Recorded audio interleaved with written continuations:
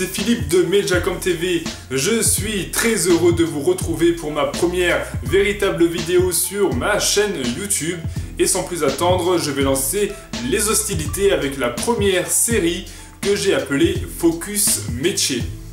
Le concept de cette série est simple, je vais aller à la rencontre de professionnels des milieux de la communication, du marketing ou encore des médias et je vais leur poser des questions sur leur métier afin qu'ensemble, sur la chaîne Mediacom TV, nous découvrions ensemble leur quotidien. Et pour ce premier Focus Métier, je suis parti rencontrer Monsieur de Grandmaison qui est actuellement directeur départemental des éditions Ouest France de la Sarthe. Sarthe, c'est le département 72. Pour situer, c'est Le Mans et les alentours. Et j'en profite justement pour remercier une nouvelle fois dans cette vidéo Monsieur de Grandmaison ainsi que les équipes de Ouest France du Mans pour leur accueil qui fut très convivial. Allez, c'est parti, on y va, venez avec moi.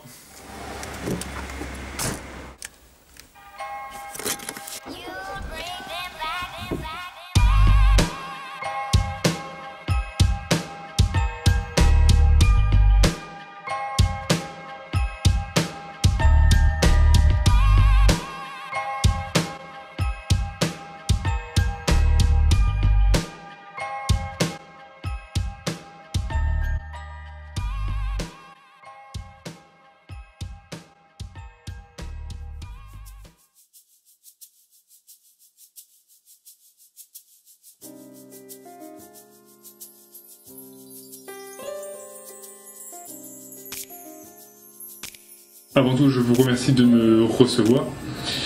Ma première question est toute simple. Pourquoi avoir choisi de devenir journaliste? Est-ce une passion? Est-ce une vocation? C'est à la base un goût pour la communication.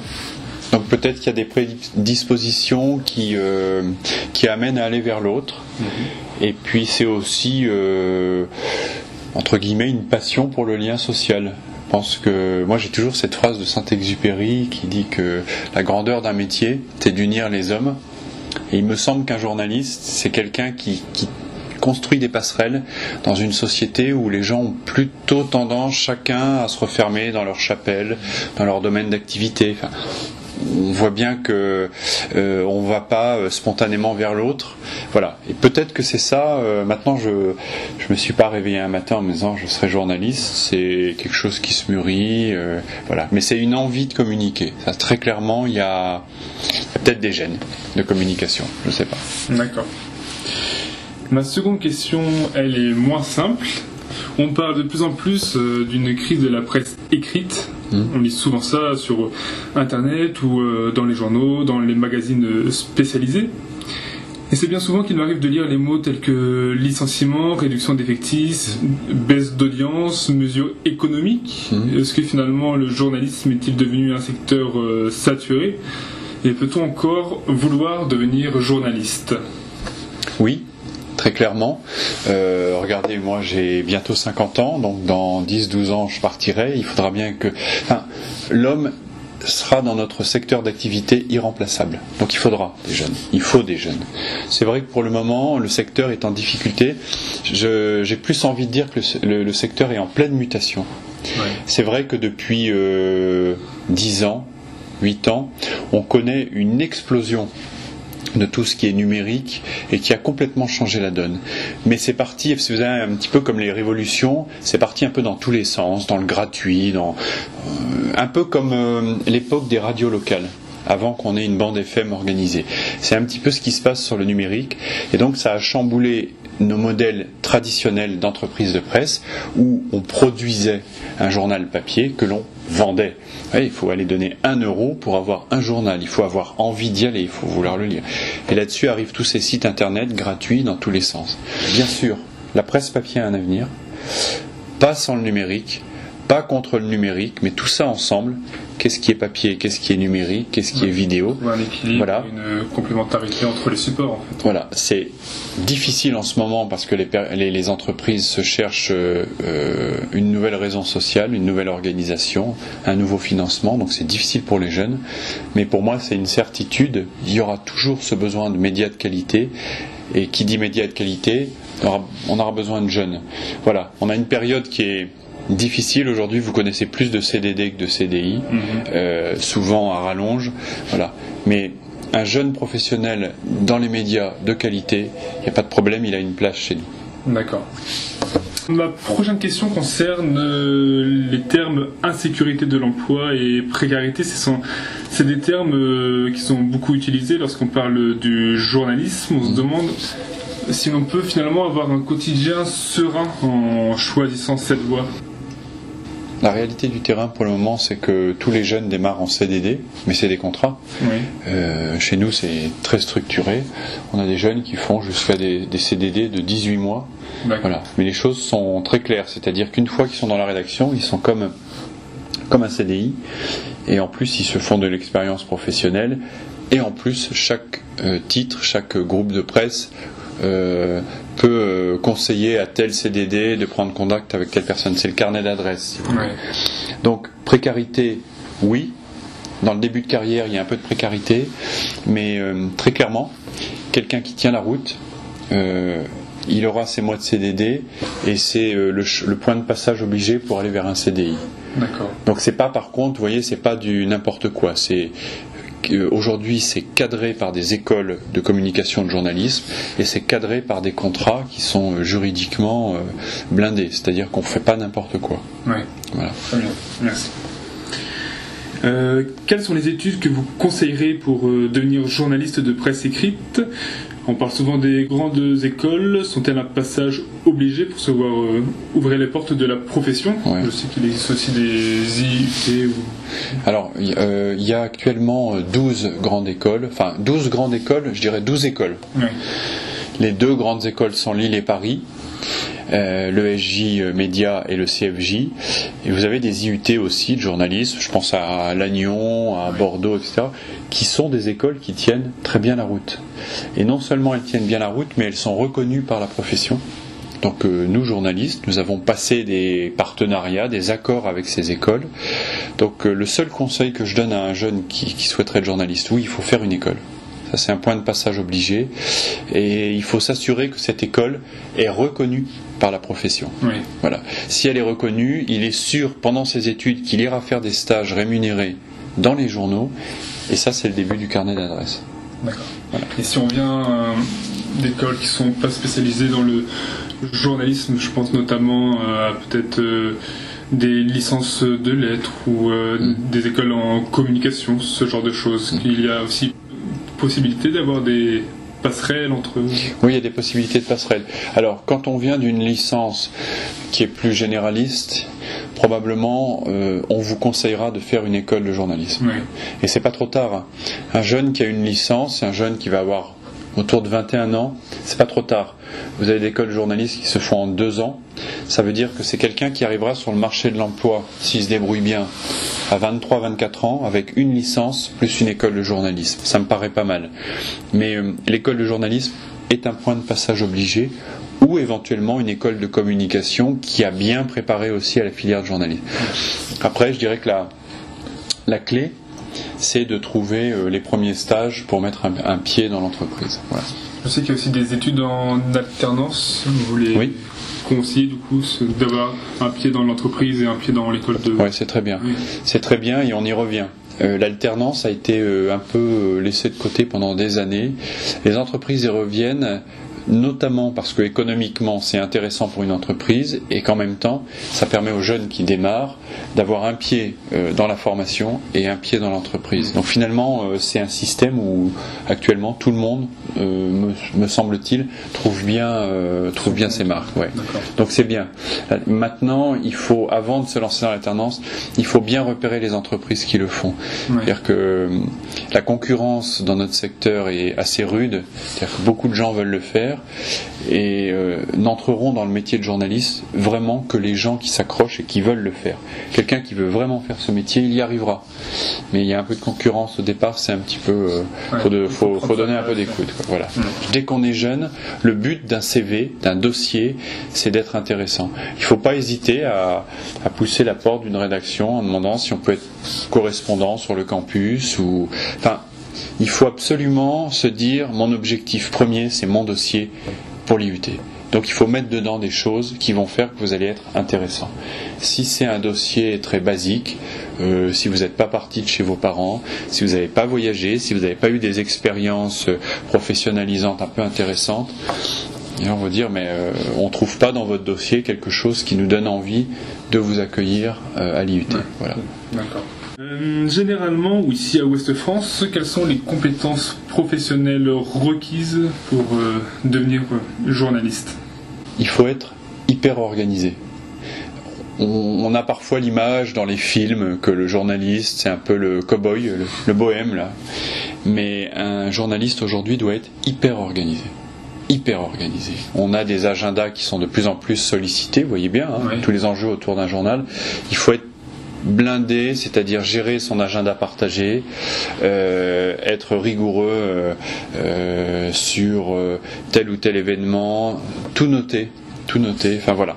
En termes de caractère, il faut être quelqu'un de curieux et d'observateur, très simplement. Curieux et observateur. Il se passe autour de nous des choses qu'on ne voit pas parce qu'on ne sait pas regarder, qu'on n'entend pas parce qu'on ne sait pas entendre. 95% de notre info, elle vient de la rue. Oui. De ce qu'on voit, de ce qu'on entend, de ce qu'on écoute, d'une discussion, d'une rencontre. Voilà. Donc, écouter, voir, être organisé, avoir une langue vivante. Après, se constituer un dossier qui soit intéressant. Nous, on recherche des jeunes qui soient débrouillards.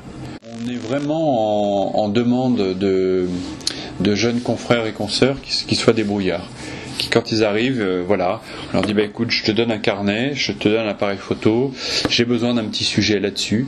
Donc un jeune qui soit capable de poser les bonnes questions et de travailler vite et bien, en fait.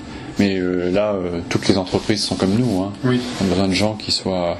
Des gens, si vous voulez, des gens qui ont envie, dont on sente qu'ils ont envie de bouger. Oui. Voilà, d'aller de l'avant. Voilà, ils savent que ça ne sera pas facile, ils savent que ça ne va pas tomber tout cuit, qu'il y a beaucoup de jeunes qui veulent être journalistes, très bien. Mais moi, je dis toujours aux jeunes qui pensent à ce métier-là, je dis d'accord, c'est vraiment ce que vous voulez faire, eh bien vous allez le devenir. Mais accrochez-vous, proposez des choses, montrez que vous êtes volontaire, allez-y, quoi, poussez des portes. Oui. Voilà. Si vous attendez, ça tombera pas tout cuit. Ça marchera pas. D'accord. Chaque métier a ses contraintes, certains en ont peu, d'autres en ont davantage. Quelles sont les contraintes pour le métier de journaliste ? Il y a toujours une grosse responsabilité à faire de l'information parce que vous diffusez auprès du grand public de l'info. Vous savez qu'un article, s'il est mal tourné, vous pouvez tuer une entreprise. Dans les contraintes, il faut aussi parler d'horaire de travail. Oui, voilà, une charge de travail quand même qui reste... Écoutez, alors moi, à mon niveau et sans en faire plus que voilà, sans faire semblant, la semaine dernière, par exemple, précisément, j'étais à 60 heures. Par contre, on est une entreprise comme une autre avec le même droit du travail, et quelqu'un qui chez nous va rester tard un soir, mais le lendemain, on compense. Enfin, on est une entreprise normale, on n'est pas une entreprise de martiens. Donc, oui, il y a des horaires qui sont contraignants. Il y a des week-ends travaillés. Un jeune journaliste va travailler peut-être un week-end sur 3. Moi, je suis prêt à bosser davantage à partir du moment où, quand j'arrive le matin au bureau, je me dis que je fais un métier qui est passionnant. Voilà. Il y a des matins, vous arrivez, vous êtes un peu fatigué, c'est vrai, parce qu'il y a eu des élections, il y a eu un fait divers. Mais vous êtes là et vous vous dites, on a cette chance de faire un métier où on essaie de donner une information, d'être les premiers sur l'actu, etc. Donc oui, il y a des gros horaires.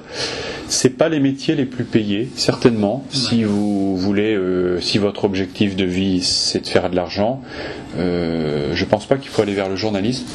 Mais aujourd'hui, quand même, un jeune journaliste qui commence chez nous, donc après une école de journalisme et un petit peu d'expérience, quelqu'un qui va tourner, je crois, à 1700, 1800 euros par mois, net. Donc, on vit. Je pense que c'est un démarrage tout à fait honorable.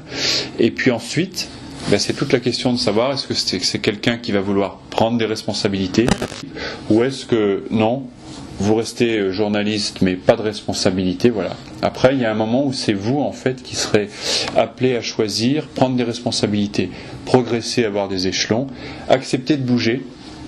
Un journaliste, c'est aussi quelqu'un à qui on peut demander d'aller travailler à Nancy, dans le Pas-de-Calais, dans le Cantal, à Marseille ou ailleurs. Par exemple. Il faut accepter d'être mobile. Donc il y a ce désagrément des week-ends travaillés, des soirs un peu tardifs, bouger, déménager. Ben ouais, c'est pas facile toujours de déménager. Quand on est jeune, ça va, mais quand il y a des enfants, c'est plus difficile. Mais il y a cette énorme satisfaction chaque jour de faire un métier qui est... voilà, et là je vous parle, et peut-être que dans 2 heures, il y aura une déclaration politique très importante, ou un événement, un fait divers grave, ou une entreprise qui va faire une découverte fabuleuse. Et là, c'est pas demain qu'il faudra le faire, c'est ce soir. Voilà. Et tous les soirs, eh ben, on a ça. À partir de, on va dire, de 15-16 heures, le compte à rebours commence, avec le bouclage qui arrive vers 22 heures. Il faut avoir fini à 22 heures, parce que de toute façon, à 22 heures, c'est fini. Mais il reste le web après. Et oui, aussi. Vous parliez des possibilités d'évolution dans un journal. Concrètement, ça se passe comment? Quelles sont les responsabilités qu'on peut être amené à prendre? Je pense que c'est entre le moment où on quitte l'école de journalisme, on rentre dans une rédaction, il y a du mûrissement. On ne sait pas forcément en arrivant ce qu'on veut faire. Alors, certains arrivent en disant je veux faire service des sports, ou je veux travailler dans une grande ville, ou j'ai envie de faire de la presse quotidienne régionale. Bon, voilà. On démarre, et très vite, en quelques mois, puis peut-être 2-3 ans, on va voir le profil du jeune journaliste. Est-ce qu'il est plutôt fait très autonome, capable de travailler en solo, plutôt en équipe? Est-ce que c'est quelqu'un qui a des aptitudes d'encadrement? Et ce qui va se passer au bout de quelques années, c'est qu'on va soit proposer aux confrères de rester journaliste dans un domaine d'activité, ou plutôt d'aller dans la voie encadrement. Voilà. Voie encadrement, c'est chef de rédaction, directeur départemental, directeur régional, etc. Voilà. Et c'est pas nous qui choisissons donc la spécialité. Si par exemple, c'est les deux. On va être journaliste sportif ou journaliste plus orienté vers l'économie ou vers les événements culturels. Je crois qu'il y a les deux. Il y a le journaliste qui va dire moi j'aime bien ça, j'ai envie de faire ça, j'ai envie d'eux. C'est bien d'avoir envie de quelque chose déjà. Il y a tellement de gens qui n'ont pas envie. Ouais. Le journaliste qui dit moi j'ai envie d'être dans tel domaine d'activité, etc. Et puis il va y avoir aussi l'entreprise qui va lui dire nous on sent que tu es plutôt fait pour ça, etc. En fait c'est un peu une négociation entre celui qui veut faire ça et sa hiérarchie qui lui dit moi je sens que tu es plutôt fait pour ça. Souvent, aujourd'hui, vous voyez, dans mon équipe j'ai 22 journalistes. Je regarde leurs qualités et j'essaye, en fait mon boulot d'encadrant c'est de mettre ces gens-là à la meilleure place, la plus utile et la plus efficace pour l'entreprise et pour eux. Là où en fait je me dis lui dans tel poste il va être bon. Et tous les matins ça recommence à zéro. Oui. Vous n'êtes pas un super journaliste, vous n'arrivez pas le matin, il est 8h, vous dites je suis un super journaliste. C'est pas comme ça que ça se passe. C'est le soir quand on lit les articles, on dit t'es un super journaliste. C'est pour vous dire que c'est un métier où il faut se remettre en cause chaque matin. Il y a une maladie dans notre métier qui est la maladie de la grosse tête. Il y a parfois des confrères qui se prennent un petit peu la tête parce qu'ils côtoient des personnes importantes et qui finissent par se dire finalement je suis quelqu'un de très important. C'est pas ça un journaliste. Vraiment le journaliste, nous on attend de lui que ça soit quelqu'un qui soit plutôt dans les coulisses, qui se valorise pas, mais qui soit vraiment celui qui observe le spectacle du monde et qui est capable de sortir les bonnes infos. Voilà. On veut pas de gens qui aient la grosse tête. Alors ça c'est si à un moment vous sentez que la grosse tête vous guette, surtout changez de métier. Mais le message est passé. C'est important. J'ai une question qui est un petit peu piquante, on va dire. On nous apprend souvent dans nos écoles, personnellement dans mon école de communication, que le Figaro c'est plutôt à droite, le Monde plutôt à gauche, le Point centre droit, Ouest France plutôt centre gauche. Lorsque l'on veut devenir journaliste, ce qu'on doit tout d'abord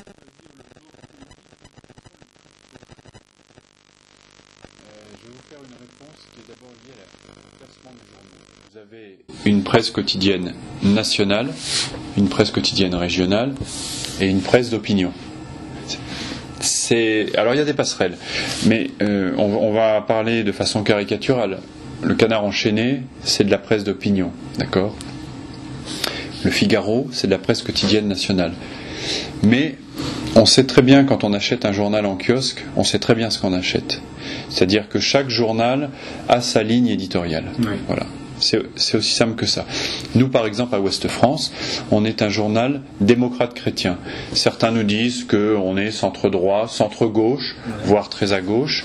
Moi, ce que je sais, par exemple, en ce moment, il y a les élections départementales. Je présente tous les candidats. Gauche, droite, centre, parti radical de gauche, écologiste. Mon métier à moi n'est pas, en tant que journaliste, d'afficher mes opinions à droite ou à gauche. J'en ai, bien sûr, à titre personnel. Mon métier à moi, c'est de respecter le débat contradictoire et de faire en sorte que, aussi bien un lecteur de droite que de gauche pourra trouver dans nos pages une info qui tende vers l'objectivité. Un petit point de détail, un journaliste n'est jamais objectif. Ouais. Jamais, c'est pas vrai.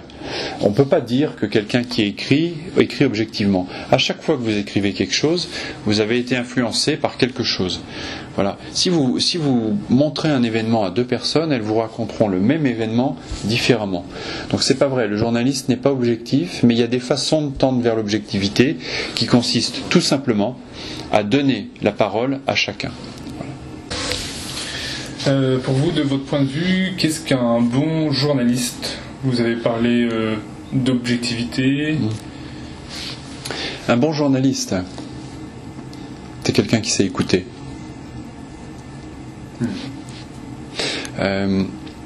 C'est parfois frappant de voir que sur certains reportages, au début, vous voyez pas trop par où le sujet va sortir, et puis vous écoutez. Vous observez, en fait, on est là pour raconter une histoire. Et puis à un moment, il y a quelque chose qui va sortir, et vous allez vous dire, alors peut-être c'est le métier qui fait ça, vous allez vous dire, c'est ça mon sujet, c'est ça. Ou une phrase, ou un mot-clé qui va faire tilt, vous dire, mais ça c'est insolite, ça c'est sympa comme histoire. Voilà. Je crois vraiment, voilà, bon, métier informé. Mais première chose qu'on demande aux journalistes, écoutez, observez. Donc pas se mettre en avant. Tu peux avoir une prise de recul. Oui, une prise de recul. Ça veut dire aussi, alors c'est peut-être un peu opération main propre mon truc, mais ça veut dire qu'un journaliste doit être irréprochable. Et quand je le dis, je pense qu'un journaliste ne doit être redevable de rien à personne. Pour aller encore un petit peu plus loin, les petits avantages dont on entend parfois parler au niveau politique, autre chose. Dans une rédaction, il n'en faut pas. Parce que si vous êtes redevable, ou si vous profitez de votre fonction de journaliste pour demander des choses, le jour où ça n'ira pas, où il y aura des polémiques, vous pouvez être sûr qu'il y a des gens qui viendront vous dire « Ouais, mais on le connaît bien, lui. Lui, il en profite à chaque fois. » Donc vraiment, un journaliste aussi, ça doit être quelqu'un qui doit être irréprochable et qui doit avoir un sens de la déontologie du journaliste qui soit vraiment rigoureuse et exigeante. Ouais. Vous savez, les petits cadeaux d'entreprise, etc., bon, il y en a beaucoup moins aujourd'hui qu'il y en a eu. Et je pense qu'il ne faut même pas se poser la question, c'est non. C'est non. Il n'y a pas de voyage, de machin, il n'y a pas de... Non, c'est non. Le journaliste, il fait comme métier informateur. Et vous serez d'autant plus respecté que là-dessus, vous serez ferme sur les prix. Voilà. Okay. On n'est pas là pour casser les gens, mais on n'est pas là non plus pour se faire acheter. On est là pour une information qui soit la plus vérifiée possible. Voilà. D'accord. Donc écoutez. Il faut écouter. Si vous auriez un conseil à donner aux abonnés de Mediacom TV qui souhaitent devenir journalistes en presse écrite, qui souhaitent également peut-être intégrer les équipes de Ouest France, quel serait ce conseil ? Eh bien, c'est toujours le moment où on propose sa candidature et c'est toujours la question de se dire qu'est-ce qui va faire la différence ? Qu'est-ce qui va faire la différence ? Oui. Pourquoi est-ce que tel CV qu'on lit va dire lui, j'ai envie de le rencontrer ? Et puis des fois, je ne vous cache pas qu'on reçoit des CV. D'emblée, quand on lit le CV, on a toujours envie de donner une chance à un candidat, mais parfois, c'est des CV qui sont moins intéressants. Oui. Ça bouge moins, c'est moins... Voilà.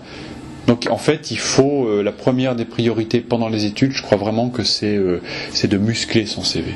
Oui. Et muscler un CV, c'est pas forcément du bac plus 12. On a besoin d'hommes et de femmes riches. Vous comprenez ce que je veux dire? Oui, riches en expérience. Riches en expérience, intéressants. Voilà. On a tous des parents qui nous ont dit arrête de faire ton intéressant. Mais moi je vous dis que quand on est candidat dans une entreprise, il faut faire son intéressant, mais pas du toc, pas du tape à l'œil, pas du clinquant, du solide, du vrai. Quelqu'un qui a fait des voyages, qui a peut-être fait de l'humanitaire. L'humanitaire, c'est une excellente expérience. Moi, j'en ai fait en ex-Yougoslavie. Ça peut être quelqu'un qui est parti en Erasmus. Ça peut être quelqu'un qui a une expérience forte dans sa vie, a fait de la compétition sportive. Quelqu'un dont on se dit, lui, il a roulé sa bosse, c'est quelqu'un d'intéressant. Voilà. Et là, voilà. Et après, il faut un diplôme. Le diplôme, c'est pas la tarte à la crème. C'est vraiment le... Moi, je compare la période d'études à un temps de mûrissement. C'est vraiment ça. On fait ses études, on passe ses diplômes et on en profite pour engranger plein de choses. Rencontres, contacts, carnet d'adresses, connaissances. J'ai quand même oublié de vous dire qu'un journaliste, on lui demande une base de culture générale et c'est pas un pot de confiture, c'est pas une tarte à la crème. Il faut savoir comment fonctionne un département, une ville, une communauté de communes, connaître un peu les institutions, connaître l'histoire de son pays. L'Europe, c'est quoi l'Europe aujourd'hui? Enfin, tout le monde parle de l'Europe, mais pas beaucoup de gens la connaissent, parce que si vous n'avez pas cette base, il y a des moments où vous allez vous retrouver complètement largué sur des sujets, et ça, c'est pas possible. Terminons toujours nos interviews par une question plus ou moins hors sujet. Elle est toute simple. Si vous aviez, en tant que journaliste, une personnalité, une personne à interviewer, que vous rêveriez d'interviewer, quelle serait cette personne?